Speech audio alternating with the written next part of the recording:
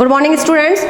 अब हमारा BSc part 3 का प्रकाश रसायन टॉपिक है। प्रकाश रसायन में हमने पहले पढ़ रखा है प्रकाश रसायन क्या होता है, प्रकाश रसायन का फोटोन से क्या रिलेशंस है, प्रकाश रसायन को कैसे फोटोन के थ्रू प्लांक क्वांटम सिद्धांत ने उसको रिप्रेजेंट किया था।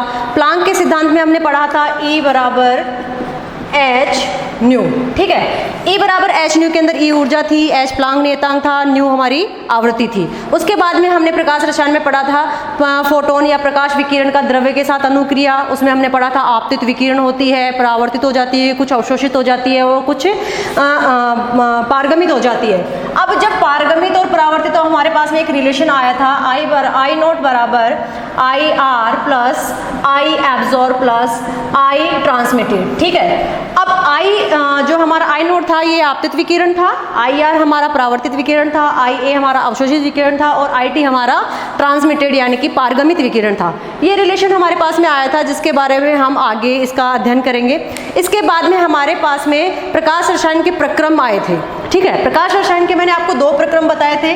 पहला प्रक्रम था भौतिक प्रक्रम और दूसरा प्रक्रम था प्रकाश रासायनिक प्रक्रम। अब बात हमारी चल रही थी भौतिक प्रक्रम और प्रकाश रासायनिक प्रक्रम के बारे में। भौतिक प्रक्रम में मैंने आपको 2 चीजें बताई थी। पहला था प्रतिदीप्ति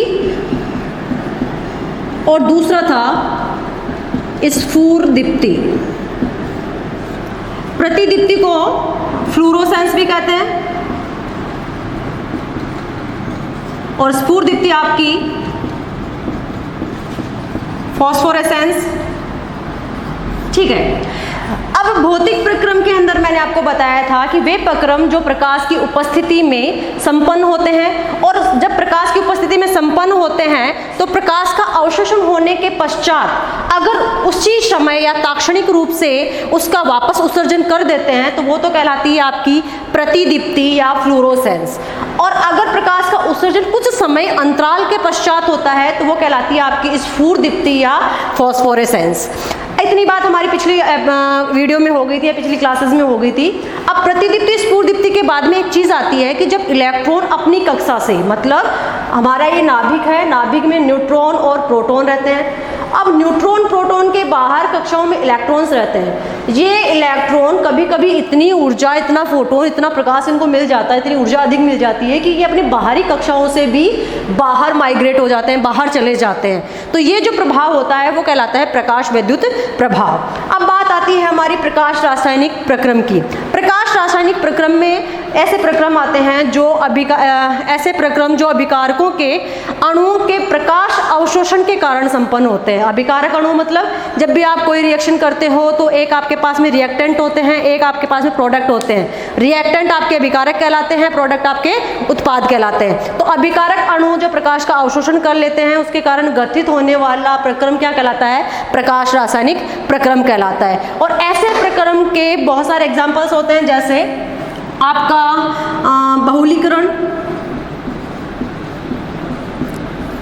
बहुलीकरण हो गया, आपका जो संश्लेषण हो गया, ऑक्सीकरण हो गया, अपचयन हो गया। बहुलीकरण, संश्लेषण, अपचयन, ऑक्सीकरण, ये सारी चीजें हमारे किस प्रक्रम में आती हैं? प्रकाश रासायनिक प्रक्रम के अंदर आती है। अब हम बात करते हैं, ये तो हमारे पिछले एपिसोड में इतना हो चुका था जिसका हमने रिवीजन किया है। अब हम बात करते हैं विकिरण का पदार्थ के साथ संयोग। अब जब विकिरण की बात आती है तो देखिए, विकिरण का मतलब होता है प्रकाश का एक फोटोन, कैसे फोटोन के रूप में जो आते हैं आपके पास में छोटे छोटे पैकेट्स आते हैं और विकिरण के नाम से उनको जानते हैं।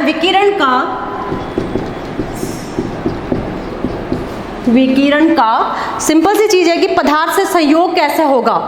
पदार्थ से संयोग।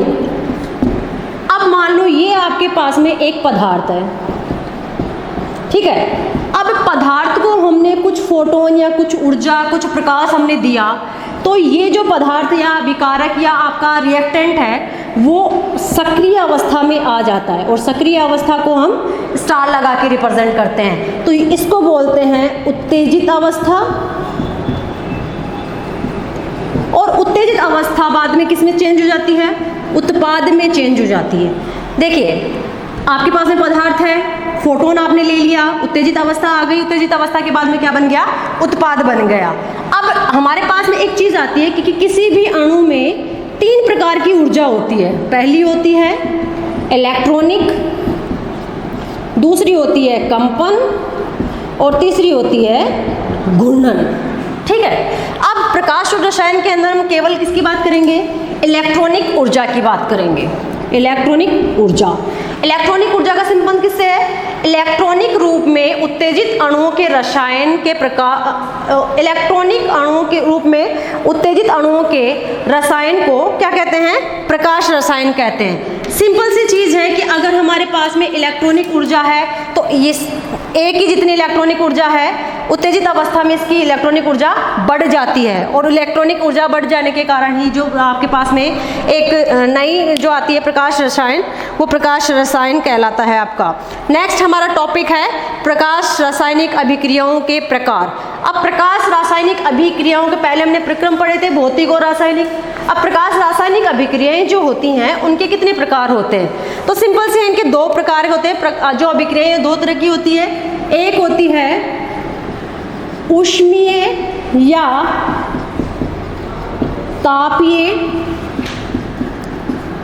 ऊष्मीय ऊर्जा या तापीय अभिक्रिया, और दूसरी होती है आपकी प्रकाश रासायनिक अभिक्रिया।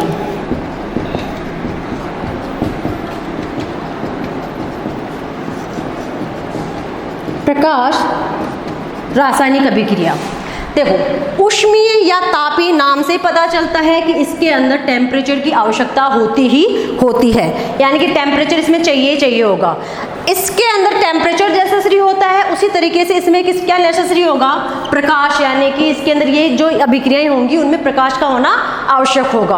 अब ऊष्मीय अभिक्रिया की हम जब बात करते हैं तो अभिकारक के अणु जो होते हैं, उन अभिकारकों के जो ताप में वृद्धि करेंगे हम, तो उनके आणविक या परमाणुवीय संगठन दोनों में क्या हो जाएगी, वृद्धि हो जाएगी। चाहे वो अणु की पोजीशन में हो, चाहे वो परमाणु की पोजीशन में हो, उनके संगठन के अंदर क्या हो जाएगी, वृद्धि हो जाएगी, जिसके कारण उसकी सक्रियण ऊर्जा का मान क्या हो जाएगा, जो हमारी सक्रियण ऊर्जा होती है वो उत्पाद बना लेती है, कम सक्रियण ऊर्जा के अंदर ही उत्पाद बन जाएगा, और अभिक्रिया की मुक्त ऊर्जा के अंदर क्या आ जाएगी, कमी आ जाएगी। जब अभिक्रिया की मुक्त ऊर्जा के अंदर कमी आती है तो ऐसे एग्जांपल्स हमारे पास में होते हैं अमोनिया संश्लेषण विधि, हमने पढ़ रखा है अमोनिया संश्लेषण विधि। अब देखो अमोनिया संश्लेषण विधि को हम हॉबर प्रोसेस भी बोलते हैं, हॉबर प्रोसेस या प्रक्रिया। इसमें क्या होता है, हमें सिंपली क्या लेनी होती है, नाइट्रोजन और हाइड्रोजन, और हमारे पास में क्या बन जाएगा, NH3। ठीक है, NH3 अमोनिया का फॉर्मूला हो गया, N2 और H2 हमने ले लिया। अब इसके अंदर 2 चीज़ें इंपॉर्टेंट होती है, पहला अभिक्रिया को बैलेंस करना। तो जैसे हम अभिक्रिया को बैलेंस करते हैं, यहाँ पे नाइट्रोजन 1 है तो हम जैसे इसको बैलेंस करेंगे, ये तो हो गई हमारी अभिक्रिया बैलेंस। अब इस अभिक्रिया को पूर्ण होने के लिए देखो, ये एक उत्क्रमणीय अभिक्रिया है क्योंकि इसके अंदर मुक्त ऊर्जा में क्या होती है, कमी, स्वतः प्रोसेस होती है। अब इसमें सिंपली क्या चाहिए, ये साइन है हमारा टेम्परेचर का, ताप का, जिसको हम त्रिभुज के जैसे साइन के अंदर रूपांतर बताते हैं। अब इस अभिक्रिया को उत्प्रेरित करने के लिए या बढ़ाने के लिए हमें Fe और MO 2 क्या चाहिए होते हैं, आपके उत्प्रेरक के काम तौर पे काम कर, एक आप सरफेस प्रदान करने का काम करता है, एक अभिक्रिया को बढ़ाने का काम करता है। ठीक है, तो ये अभिक्रिया हो गई हमारी ऊष्मीय तापीय अभिक्रिया, जिसके अंदर हमने अमोनिया संश्लेषण विधि का एक एग्जाम्पल लिया है। अब बात आती है हमारे प्रकाश रासायनिक अभिक्रिया की। प्रकाश रासायनिक अभिक्रिया के बारे में हमने पहले भी पढ़ा था, जो प्रकाश विकिरण के फोटोन के कारण, अवशोषण के कारण प्रेरित होती है, वो क्या कहलाती है, आपकी प्रकाश रासायनिक अभिक्रियाएं कहलाती हैं। इनके सक्रियण अणुओं में क्रियाकारक पर आपतित प्रकाश जो विकिरण होता है, उसके लिए हमें क्या चाहिए होता है, प्रकाश विकिरण जो आपतित होता है उसके लिए वो उसकी प्रकाश की किस पे निर्भर करेगा, तीव्रता पर निर्भर करेगा कि कितनी तीव्रता का प्रकाश हमने इस पे आपतित किया है। अब जो ये अभिक्रिया होती है प्रकाश रासायनिक अभिक्रिया, वो ताप से बिल्कुल स्वतंत्र होती है, यानी कि टेम्परेचर का इस पर कोई भी इफेक्ट नहीं पड़ता है। किसका इफेक्ट पड़ेगा, केवल और केवल किसका पड़ेगा, प्रकाश का। बहुत सारी ऐसी अभिक्रियाएं हैं, जैसे आपके पास में योगात्मक या हो गई, या आपके पास में संयोजन, जिसको योगात्मक अभिक्रिया भी कहते हैं। संयोजन अभिक्रिया का हम एग्जाम्पल लेते हैं, जैसे H2 + Cl2 और क्या बन गया हमारे पास में HCl। अब सिंपल सी चीज़ है, इसके लिए भी हमें क्या चाहिए होता है, प्रकाश चाहिए होता है। और हमारे पास दूसरी अभिक्रिया आती है हमारे पास में वियोजन। वियोजन का मतलब क्या होता है, तोड़ना। जैसे आपके पास में है HBr, हाइड्रोजन ब्रोमाइड जो आपके पास में है, अब इसको तोड़ेंगे हम तो किसमें बनेगा, H2 + Br2। ठीक है, ये हमारे पास रिएक्शन हो गई। तीसरी है हमारे पास में बहुलीकरण।